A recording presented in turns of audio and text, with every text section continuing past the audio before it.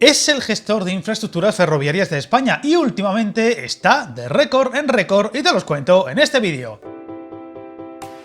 Adif siempre da que hablar, obras, adjudicaciones, mejoras y averías, pero es la niña bonita del Ministerio de Transportes y aunque siempre quede mucho por hacer en estos momentos, está de enhorabuena, pues recientemente se conocían datos de inversión que suponen un récord en las cifras del ente público al movilizar una inversión de cerca de 4.000 millones para el ferrocarril, que como ocurre desde hace años, se volcaban en nuevas infraestructuras, aunque también en mantenimiento, siendo la Comunidad Valenciana y Galicia las que lideran las contrataciones del gestor.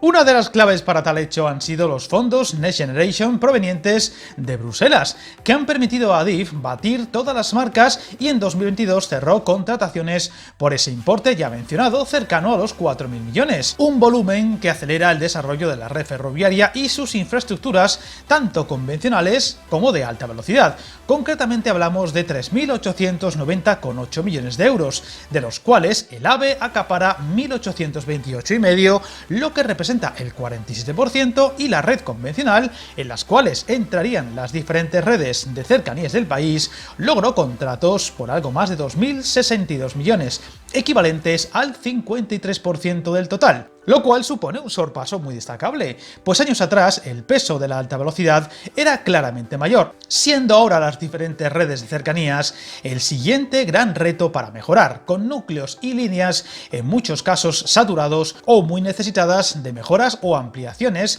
desde hace ya muchos años. De ahí los problemas frecuentes en muchas de ellas, como las tan conocidas de Barcelona o últimamente en Madrid.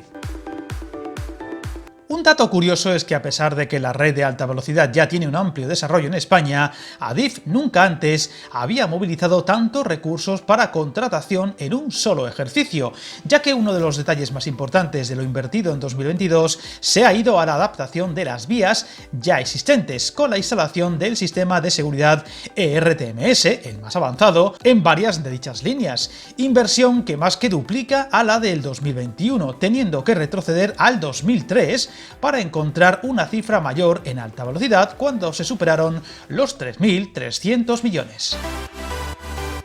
Otra de las claves del año pasado estuvo en el incremento de las licitaciones de obras, con una cifra que se sitúa entre las más altas desde siempre, lo que hará del presente año uno de los más activos para la contratación de nuevas obras, ya que el pasado año se movilizaron algo más de 4.130 millones, la mayor parte para la red convencional, licitaciones clave para avanzar en el objetivo del periodo de 2021-2025, donde se contemplan inversiones de alrededor de 21.000 millones, con especial énfasis en las redes de cercanías y concluir tramos y líneas de alta velocidad de gran importancia, como por ejemplo el de Pajares y tramos muy importantes del corredor mediterráneo. Uno de los puntos fuertes ha sido las cercanías, donde el plan contempla actuaciones sobre 700 kilómetros de vías ferroviarias destinadas a estos servicios de proximidad, así como a 60 estaciones. Además de Madrid y Cataluña, los proyectos se centran en Andalucía, País Vasco, Comunidad Valenciana, Galicia, Asturias y Cantabria, siendo la Comunidad Valenciana la que se benefició de más contratos licitados y adjudicados de Adif, con 909 y 829 millones de euros respectivamente, donde destaca la contratación del proyecto de ampliación y remodelación de la estación Joaquín Sorolla de Valencia, a la que por cierto dedicamos un vídeo del canal, siendo las estaciones otro de los puntos de mayor inversión para Adif, con muchos recursos destinados para grandes terminales como Atocha o Chamartín, así como Sants y La Sagrera, y otro buen número de estaciones con obras y proyectos en marcha. Ahora el objetivo de Adif es poder mantener ese fuerte ritmo de inversión, siempre complicado debido a los diferentes vaivenes de la economía y en un clima de máxima incertidumbre o con la inflación siempre en el ojo del huracán, con las redes de cercanías como grandes objetivos o los trenes de la polémica para las redes FEVE de Asturias y Cantabria, así como los avances significativos en la llegada del tren rápido a Asturias, los proyectos con Cantabria, el corredor mediterráneo, al cual le hemos dedicado varios vídeos del canal, o Extremadura.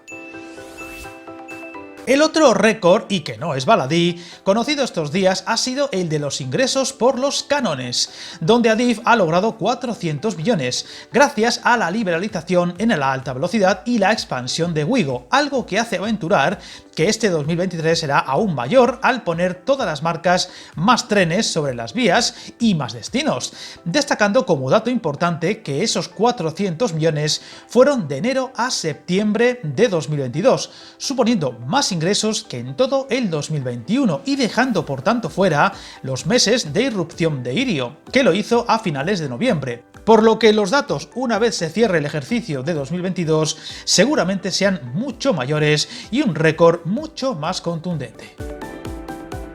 Hay que destacar que el tema de los cánones, algo así como el peaje que deben pagar las compañías de trenes por poder usar las vías, dar servicio y también las estaciones, siempre ha sido polémico, pues tanto Wigo como Irio se han quejado repetidas veces del alto precio que esto supone, más aún en tiempos de inflación y encarecimiento de la energía, como lo sufrido el año pasado, especialmente a mediados. Y aunque Adif congeló dichos cánones para este 2023, siguen siendo caros a los ojos de dichas empresas, poniendo en riesgo la rentabilidad de las mismas y por tanto las tarifas más competitivas, que están siendo clave para la llegada de más viajeros al mercado de la alta velocidad, tal y como os conté recientemente en otro vídeo del canal.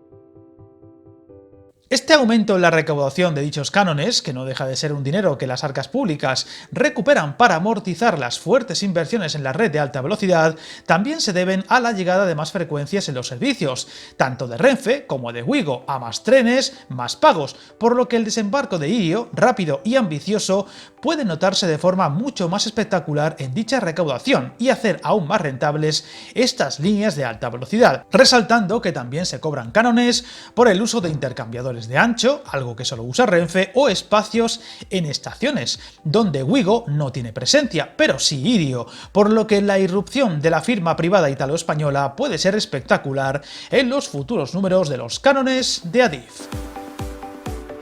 Aún así, no todo son buenas noticias, pues a pesar de estos incrementos en los cánones, Adif no logró evitar los números rojos, ante todo debido al encarecimiento de la energía, sumamente duro a mediados del pasado año, dejando unos datos de 63 millones de euros negativos brutos y 233 millones de euros netos, cifra que eso sí recorta en casi 100 millones las pérdidas de ese mismo periodo un año antes y a la espera de las presumibles mejoras de cifras, incluyendo el último trimestre de 2022. Por lo que, si todo va bien, este 2023 podría ser más histórico si cabe y quizá nos encontremos con cifras al fin en verde para el ente público de gestión de infraestructuras ferroviarias. Lo veremos y aquí lo contaremos. Suscríbete al canal y recuerda, hasta el camino más largo se inicia con un primer paso.